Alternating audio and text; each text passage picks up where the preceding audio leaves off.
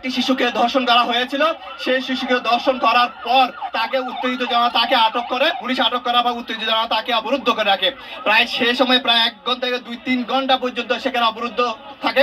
সে সময় পুলিশের সাথে এই জনতার ধাওয়া পাল্টা দেওয়ার ঘটনা ঘটে এবং ধাওয়া পাল্টা দেওয়ার ঘটনার পর প্রায় সেখানে টিএসএল নিক্ষেপ করে এবং রাবার বুলেট নিক্ষেপ করে। এর প্রেক্ষাপটে কিছুক্ষণ পর ঠিক 10টার দিকে কিন্তু পুলিশ র্যাব সদস্যরা গিয়ে বিভিন্ন কৌশলে সেই ভিকটিমকে সেখান থেকে বের করে নিয়ে আসেন। এরপরে কি উত্তেজিত জনতা আরো উত্তপ্ত হয় এবং পরবর্তীতে তারা কিন্তু পুলিশের ভ্যানে কিন্তু আগুন ধরিয়ে দিয়েছে। এখন কিন্তু সেই পুলিশের ভ্যান দাউ দাউ করে জ্বলছে। আমরা একটু সামনে গিয়ে একটু দেখানোর চেষ্টা করি।